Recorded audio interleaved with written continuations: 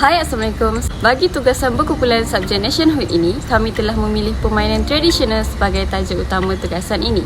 Kami memilih sepak raga atau lebih dikenali sebagai sepak takraw pada zaman kini. Saya akan mulakan dengan sejarah sepak raga ini. Permainan ini telah wujud selama 600 tahun sejak zaman Kesultanan Melaka lagi.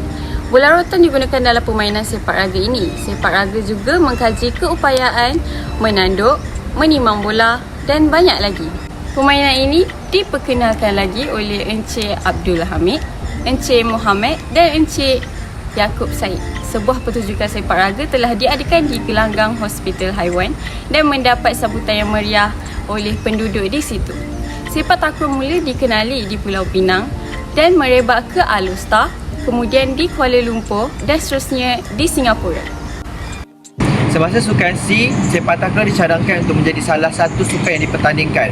Maka, bagi menghormati kedatangan asal-usul sepak takraw bagi kedua-dua buah negara iaitu Malaysia dan Thailand, sepak takraw adalah asalnya daripada perkataan sepak iaitu bahasa Melayu dan takraw adalah bahasa Thailand. Ini saya akan ceritakan tentang hikayat sepak raga iaitu sepak takraw. Hikayat yang menceritakan sepak takraw yang bermula apabila anak Sultan Mansur iaitu Raja Muhammad sedang bermain berkuda dan tiba-tiba raga jatuh ke atas tengkolok Raja Muhammad yang disebabkan oleh Tun Besar bermain raga itu. Malang sekali, Tun Besar telah ditikam disebabkan raga jatuh ke atas tengkolok Raja Muhammad.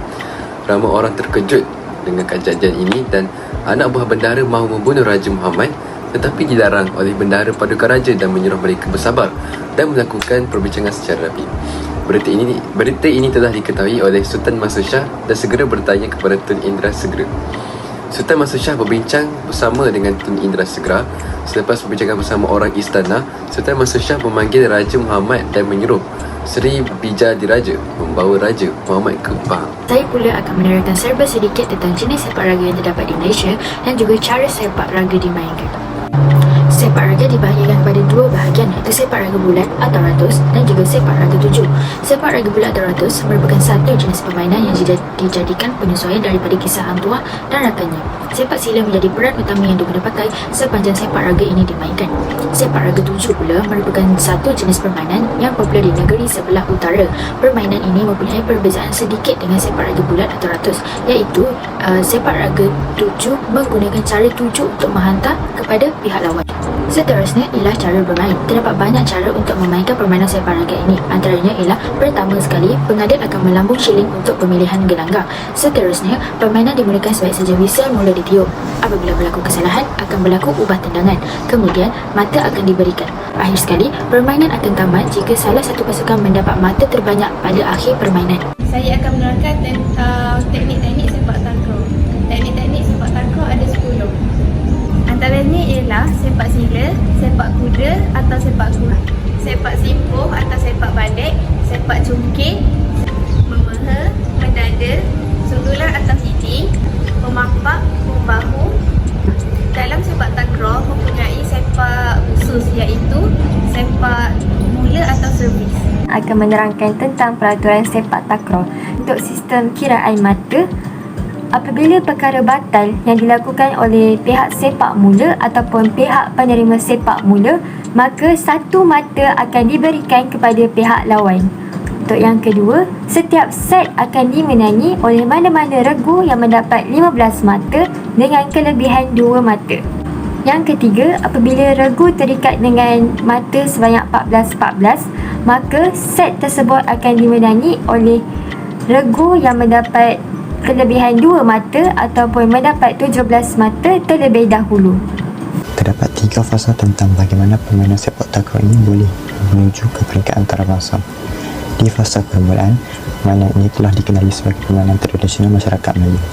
Permainan ini dimainkan di dalam bulatan dan dimainkan oleh penguasa istana sahaja, tetapi setelah berkembang, permainan ini juga turut dimainkan oleh semua masyarakat Melayu pada ketika itu.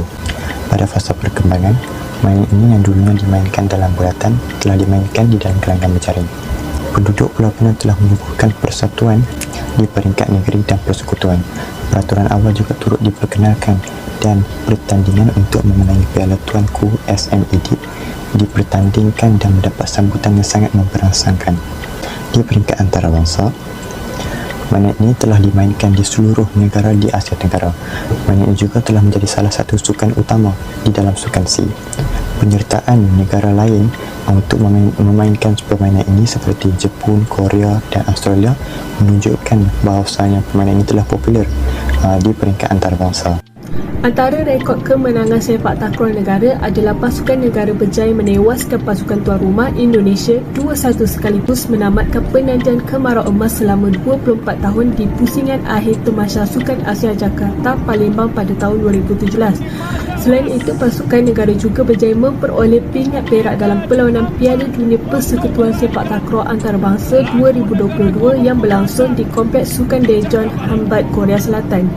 Walaupun gagal membawa pulang pingat emas, para pemain telah menunjukkan prestasi permainan yang amat membanggakan kerana tidak mudah berputus asa demi lencana di dada walaupun berdepan dengan sorakan ribuan penyokong tuan rumah. Seterusnya, cara-cara untuk mempopularkan sepak raga. Pihak keluarga merupakan satu pihak yang amat penting untuk mempopularkan sepak raga, iaitu mereka perlulah memperkenalkan serta mengajar kanak-kanak dan golongan muda untuk bermain sepak raga, supaya permainan tradisional ini dapat dipopularkan dalam golongan muda kini. Cara yang seterusnya adalah melalui media massa. Media massa adalah media cetak seperti surat khabar dan juga media elektronik seperti televisyen. Media-media ini perlulah membanyakkan dokumentasi yang tentang sepak raga supaya menarik perhatian serta mempopularkannya. Pihak yang seterusnya adalah pihak kerajaan. Pihak kerajaan perlulah melaksanakan inisiatif seperti memberi dana kepada penggiat permainan tradisional di seluruh negara secara konsisten. Hal ini kerana semua warga akan mempunyai peluang untuk belajar dan bermain sepak raga kita. Pihak sekolah juga memainkan peranan yang sangat penting dalam mempopularkan sepak raga kita. Pihak sekolah haruslah menganjur pertandingan sepak raga di setiap peringkat. Sebagai contoh, peringkat sekolah, peringkat negeri, peringkat negara dan juga peringkat antarabangsa. Hal ini dapat menjungkir bakat-bakat sepak raga dan mempopularkan sepak raga kita. Akan membentangkan mengenai sumbangan permainan tradisi sepak takraw. Pernah dengar tak? Tak kenal maka tak cinta. Itu yang dapat digambarkan mengenai sumbangan permainan tradisi sepak takraw. Permainan ini telah memberi impak dan membawa 1001 kebaikan kepada kita. Tidak hanya fokus kepada aspek kesihatan, malahan mampu mencipta nama negara ke pesada dunia. Antara sumbangan sepak takraw ini ialah dapat mewujudkan hubungan dengan negara-negara luar seperti Indonesia, Thailand dan Singapura. Dengan penglibatan negara luar, permainan ini sememangnya dapat membentuk nilai kerjasama dan hubungan baik antara negara. Seterusnya, mampu menjadi daya tarikan dalam industri pelancongan. Pelancong yang datang ke Malaysia tidak hanya menikmati alam flora dan fauna, namun mereka juga dapat mengenali dan belajar mengenai permainan tradisi ini. Ini dapat menjadikan negara kita lebih dikenali dan menarik lebih ramai pelancong luar datang ke Malaysia. Sekian, terima kasih.